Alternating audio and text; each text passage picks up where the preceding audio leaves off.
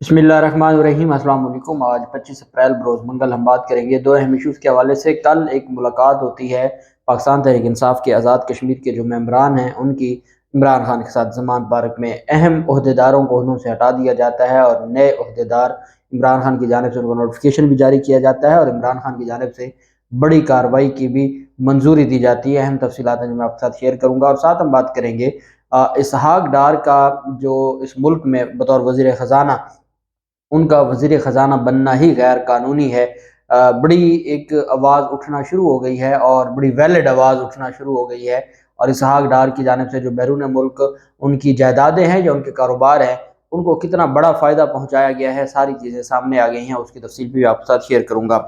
पहले तो हम बात कर लेते हैं सवात के इलाके में जो दो बम धमाके हुए जिसकी वजह से हमारे 15 से ज़ायद जो एहलकार हैं पाकिस्तानी हैं वो शहीद हो गए। और खैबर पख्तूनख्वा में पहले भी दहशतगर्दी रही और फिर उसके बाद इमरान खान का जब दौरे हुकूमत था 3-4 साल बहुत सुकून के गुजरे। और फिर हमने देखा कि एक साल में बहुत ज़्यादा खून खराबा शुरू हो गया। पेशावर जब पुलिस लाइन में धमाका होता है और उसमें बहुत बड़ी तादाद में पुलिस के नौजवान शहीद होते हैं। और फिर अब ये सवात में CTD का जो वहाँ पर ऑफिस है वहाँ पर ये दो धमाके एक के बाद दीगरे होते हैं जिसकी वजह से 15 नौजवान शहीद हो जाते हैं। और अभी तो ये खबर है और ये जो शुहदा की तादाद है वो बढ़ती जा रही है क्योंकि बहुत ज़्यादा उसमें ज़ख्मी थे। अल्लाह पाक हमारे मुल्क पे रहम करे, अल्लाह पाक हमारे मुल्क की हिफाजत करे। और बड़ी मुश्किल से बड़ी कुर्बानियों के बाद 80 से 90 हज़ार पाकिस्तानियों को शहीद करवाने के बाद हम इस दहशतगर्दी की जंग से बाहर निकले थे। और लेकिन बदकिस्मती से हम उसमें दोबारा जो हमारी हुकूमत है, जो इम्पोर्टेड हुकूमत है उसकी जानिब से नाकामियों की वजह से हम दोबारा उसमें धंसते जा रहे हैं। और जो सवात के लोग हैं वो अमन मांग रहे हैं। जैसा एक रिपोर्ट आई है 2 दिन पहले अमेरिका की जानिब से और कहा गया है कि अफ़गानिस्तान दोबारा अमाजगाह बनता जा रहा है दहशतगर्दों की। तो हमने अपने बॉर्डर को मजबूत करना था, हमने अपने बॉर्डर पर मज़ीद जो रुकावटें खड़ी करनी थी। और उससे पहले जो बातें सामने आ रही थी कि जो ड्यूरन लाइन है वहाँ पर जो हमने बाड़ लगाई थी वो भी कुछ दहशतगर्दों की जानिब से उखाड़ी गई। तो बहुत सारी चीज़ें हैं, बहुत सारे सवालात हैं। बॉर्डर पार से जो हमले हैं, बॉर्डर पार से जो दहशतगर्दों का आना है, तो ये सारी चीज़ें बता रही हैं कि दहशतगर्दी की जो खौफनाक लहर है वो उसको रोकने के लिए जो हमारी हुकूमत के पास एक अख्तियार है और बतौर इनका सारे का सारा जोर है पुरअमन शहरियों के ऊपर तशद्दुद करना, उनके खिलाफ मुकदमात बनाना, उनके खिलाफ दहशतगर्दी के मुकदमात दर्ज करना, बगावत के मुकदमात दर्ज करना, उनको तशद्दुद का निशाना बनाना और उनको पाकिस्तान तहरीक इंसाफ से दूर करना। BDM की जो हुकूमत है इसके अलावा इनका कोई काम नहीं है और ना ही ये किसी सूरत में अपने इदारों को कोई काम करने देंगे। और हर किसी की अपनी अपनी प्रायोरिटी है, हर कोई अपने अपने मामलात को देख रहा है। रियासत और अवाम का जो खून है वो दोबारा से बहना शुरू हो गया। और अल्लाह पाक हमारे मुल्क की हिफाजत करे, अल्लाह ही हमें इनसे निजात दिलाए और इस सारे मामले में जो चीज़ें हैं वो बेहतर हों। मैंने आपको बताया था कि लाहौर हाई कोर्ट ने स्टे ऑर्डर जारी किया था पाक फ़ौज को निगरान हुकूमत पंजाब की जानिब से जो अराज़ी दी गई थी, ज़रूरी अराज़ी दी गई थी और उसका मकसद जो एग्रीकल्चर फार्मिंग का था उस पर स्टे ऑर्डर जारी कर दिया था लाहौर हाई कोर्ट ने। लाहौर हाई कोर्ट ने कारपोरेट फार्मिंग के लिए पाक फ़ौज को लीज़ पर 45,267 एकड़ अराज़ी देने के खिलाफ जो हुक्म इम्तनाई दिया था, सिंगल जज का फैसला था आबिद हुसैन चट्टा साहब का, उसको निगरान पंजाब हुकूमत ने चैलेंज किया है, इंटर कोर्ट अपील दायर की है। Assistant advocate general Mohammad Usman Khan ने सूबाई निगरान सेटअप की जानिब से अपील दायर करते हुए इस्तदा की कि सिंगल बेंच ने हुकूमत का मौक़िफ़ सुने बगैर हुक्म इम्तना जारी किया। अपील में इस्तदा की गई कि काबीना ने खुराक और माहौलियात के तहफ़्फ़ुज़ के मकसद से ज़मीन लीज़ करने की मंजूरी दी थी और मकसद ये था कि ज़मीन लीज़ करके किसी तरीके से फ़ायदा दिया जाए और जो खुराक के मसाइल हैं जो के लिए ज़मीन दी गई थी। अब उस पर लाहौर हाई कोर्ट के आबिद हुसैन चट्टा साहब ने 31 मार्च को पाक फ़ौज को कारपोरेट फार्मिंग के मकसद के लिए लीज़ पर दी गई जो अराज़ी थी वो देने से रोक दिया था। तो अब उनका ये कहना है कि ये जो ज़मीन है ये खुराक और माहौलियात के तहफ़्फ़ुज़ के लिए हमने दी है, इस वजह से लाहौर हाई कोर्ट का जो फैसला है वो दुरुस्त नहीं है। जस्टिस आबिद हुसैन चट्टा ने एक तंजीम है public interest law association of Pakistan PLOP के नाम से उनकी दरख्वास्त पर समाअत की थी और कहा था कि फ़ौज को ना तो ये इख्तियार हासिल है कि वो अपने दायरे कार से बाहर کاروباری منصوبوں میں براہ راست یا بالواسطہ طور پر ملوث ہو، اور نہ ہی یہ کارپوریٹ ایگریکلچر فارمنگ کے لیے کسی ریاستی اراضی کا دعویٰ کر سکتی ہے۔ سنگل بینچ نے کارپوریٹ فارمنگ کے لیے زمین فوج کے حوالے نہ کرنے کا حکم دیتے ہوئے جواب دہندگان کو 9 مئی تک رپورٹ پیش کرنے کا حکم دیا تھا۔ درخواست میں نگران حکومت کے اراضی حوالے کرنے کا فیصلہ لینے کے اختیار پر بھی سوال اٹھایا گیا تھا کہ نگران حکومت جو الیکشن کروانے کے لیے آتی ہے وہ اتنے بڑے فیصلے کیسے لے سکتی ہے جو کہ صرف ایک منتخب حکومت کا اختیار ہے۔ تو یہ جو محسن نقوی کی نگران حکومت ہے یہ سارا کچھ کیسے کر رہی ہے۔ اس میں یہ بھی کہا گیا تھا کہ زمین کا مبینہ طور پر حوالے کرنا پبلک ٹرسٹ کے نظریے کی بھی خلاف ورزی ہے۔ حکومت بعض قدرتی وسائل کے تحفظ کی ذمہ دار ہے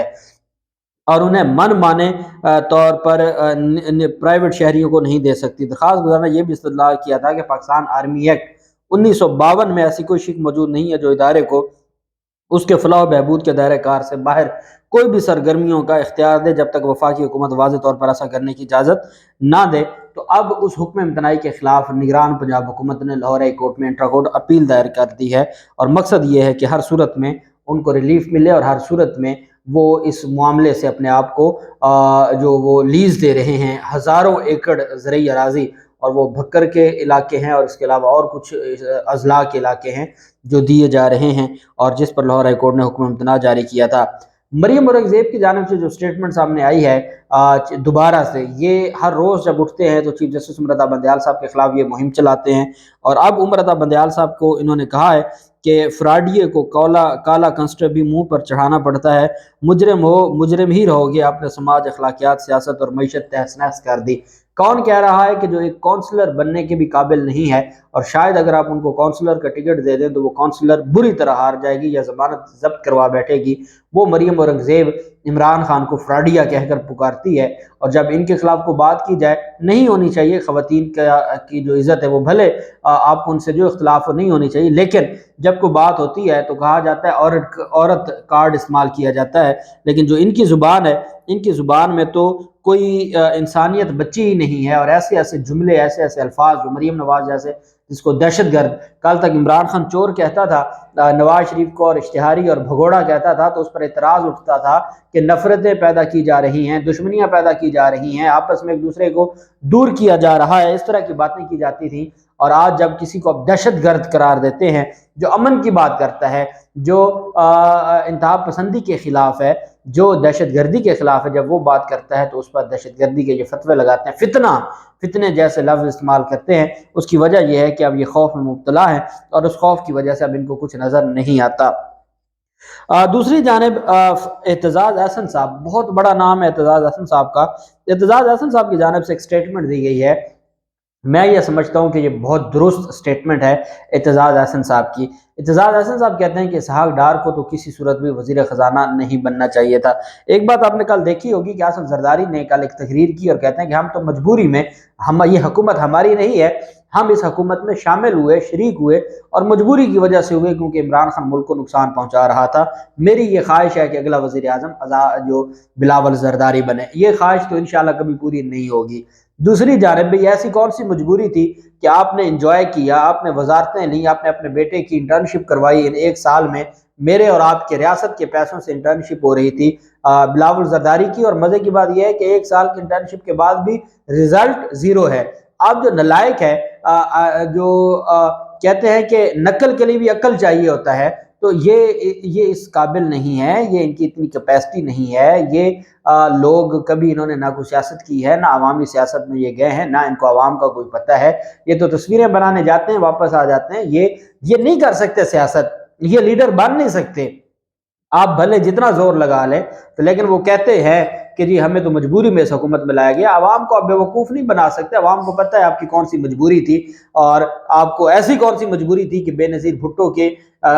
ساتھ غیر اخلاقی برتاؤ کرنے والی جماعت کے ساتھ آپ جا کے بیٹھے، اور کل تک جن کے اوپر آپ الزام لگاتے تھے کہ وہ بے نظیر کے قاتل ہیں، ان کے ساتھ آپ جا بیٹھے، ایسی کون سی مجبوری تھی؟ اعتزاز احسن صاحب کہتے ہیں کہ اسحاق ڈار کو ذاتی طور پر وزیر خزانہ کا عہدہ نہیں سنبھالنا چاہیے، کوئی مجبوری نہیں تھی کہ اسحاق ڈار کو وزیر خزانہ کا عہدہ سنبھالنا تھا۔ کہتے ہیں کیونکہ اسحاق ڈار کے تمام کاروبار ملک سے باہر ہیں، جب ڈالر کی قدر میں اضافہ ہوتا ہے تو اسحاق ڈار کو اس کا کاروباری فائدہ ہوتا ہے۔ اعتزاز احسن صاحب نے مثال دی کہ جیسے ہمارے اوپر اربوں ڈالر کا قرضہ ہے، لیکن جیسے ڈالر مہنگا ہوتا ہے تو وہ اربوں روپے قرضے بھی بڑھ جاتے ہیں، جو ہم نے قرضے دینے ہیں وہ آٹومیٹکلی بڑھ جاتے ہیں۔ بالکل اسی طرح جن کے بیرون ملک کاروبار ہیں، جب یہاں پاکستان میں ڈالر کا ریٹ بڑھتا ہے تو ان کے کاروباروں میں اربوں روپے کا اور اضافہ ہوتا ہے، تو انہوں نے تو صرف ڈالر کا ریٹ بڑھا کے اربوں روپے ملک سے لوٹ لیے ہیں، باقی تو انہوں نے جو ملک کے ساتھ کیا ہے وہ کیا ہے، اور اربوں کی جو منی لانڈرنگ ہے وہ اپنی جگہ پر ہے۔ بالکل حقیقت ہے۔ اعتزاز احسن صاحب کہتے ہیں ایسے لوگوں کو کسی صورت بھی وزارت خزانہ کا عہدے پر نہیں بیٹھنا چاہیے تھا، اور ان کو خود ہی شرم کرنی چاہیے تھی۔ جبکہ آزاد کشمیر کے جو ممبران ہیں اسمبلی کے، لیجسلیٹو اسمبلی کے، ان کی ملاقات ہوئی، وہ پہنچے زمان پارک میں، پارلیمانی پارٹی کا اجلاس ہوا، 32 ممبران تھے پاکستان تحریک انصاف کے، صرف 11 ممبران اسمبلی وہ زمان پارک آئے اور باقی نہیں آئے۔ اب آپ اندازہ لگائیں اتنے بڑے پیمانے پر یہ 21 جو ممبران اسمبلی ہیں وہ لوٹے بن گئے، اور جن کو وزیر اعظم منتخب کیا گیا تھا وہ وزیر اعظم ہی جو ہے وہ ہر صورت میں وہ لوٹا بن گیا، اور اس نے پی ڈی ایم کا اپنے آپ کو وزیر اعظم ڈکلیئر کر دیا۔ اس میں ایک چیز آپ کو نظر آتی ہے کہ جی جو سابق نیازی تھا، جو سابق وزیر اعظم بھی تھا، جن کو بنایا گیا تھا اور جن کو بعد میں عہدے سے ہٹا دیا گیا تھا، ان کو صدر بنا دیا گیا آزاد کشمیر کا۔ اس کی وجہ یہ ہے کہ اس وقت نیازی کو ہٹانا اس وجہ سے ضروری ہو گیا تھا کہ آصف زرداری اینڈ کمپنی پہلے ہی لوگوں کو خرید کے نیازی کے خلاف عدم اعتماد لے کے آ رہی تھی، اور سردار تنویر الیاس کو اس وجہ سے بنایا گیا تھا کہ وہ چیزوں کو مینج کر سکتا تھا۔ لیکن جب چیزیں سامنے آئیں اور نااہلی کا معاملہ ہوا تو سارے کھل کر سامنے آ گئے۔ عمران خان کی زیر صدارت آزاد جموں و کشمیر قانون ساز اسمبلی میں نئے وزیر اعظم کے انتخاب کے بعد کی صورتحال پر تبادلہ خیال کیا گیا۔ پاکستان تحریک انصاف نے نو منتخب وزیر اعظم چودھری انوار الحق سے لا تعلقی کا اعلان کر دیا۔ سردار تنویر الیاس کو پی ٹی آئی کی صدارت آزاد کشمیر سے بھی سبکدوش کر دیا، عہدے سے ہٹا دیا۔ آزاد جموں کشمیر قانون ساز اسمبلی میں نامزد قائد حزب اختلاف خواجہ فاروق کو پارلیمانی پارٹی کا اجلاس طلب کرنے کی ہدایت کی گئی ہے، اور جو قائد حزب اختلاف پاکستان تحریک انصاف نے اپوزیشن میں بیٹھنے کا فیصلہ کیا ہے، اور قائد حزب اختلاف خواجہ فاروق کو نامزد کیا گیا۔ اجلاس میں فیصلہ کیا گیا کہ خواجہ فاروق کی قیادت میں حزب اختلاف کی نشستوں پر بیٹھنے والے اراکین ہی پاکستان تحریک انصاف کا حصہ رہ سکیں گے، جبکہ کنارہ کشی کرنے والے اراکین پی ٹی آئی سے اخراج کے خلاف پی ٹی آئی کے اخراج کی انحراف کی کارروائی شروع کی جائے گی۔ سردار قیوم نیازی کو تحریک انصاف آزاد کشمیر کا صدر، جبکہ چودھری مقبول گجر کو آزاد کشمیر اسمبلی کے لیے اسپیکر کے امیدوار کے طور پر نامزد کیا گیا ہے، اور پاکستان تحریک انصاف نے یہ فیصلہ کیا ہے کہ نہ بیرسٹر سلطان آیا، نہ سردار تنویر الیاس آیا، اور یہ سارے لوگ کل کے اجلاس میں شریک نہ ہوئے، اور پاکستان تحریک انصاف نے فیصلہ کیا ہے کہ ان کے خلاف انحراف کی کارروائی شروع کی جائے گی اور ان کے خلاف ریفرنس دائر کیے جائیں گے۔ وہ میں نے آپ کو کل سارا پروسیجر بتایا تھا، اس طریقے سے یہ سارے فارغ ہو جائیں گے اور یہ نااہل ہو جائیں گے، اور دوبارہ پھر وہاں پر کون سے امیدوار کھڑے کرنے ہیں اس کے اوپر بھی ڈسکشن کی گئی۔ اللہ پاک پاکستان کا حامی و ناصر ہو۔ بہت شکریہ۔ اللہ حافظ۔ پاکستان زندہ باد۔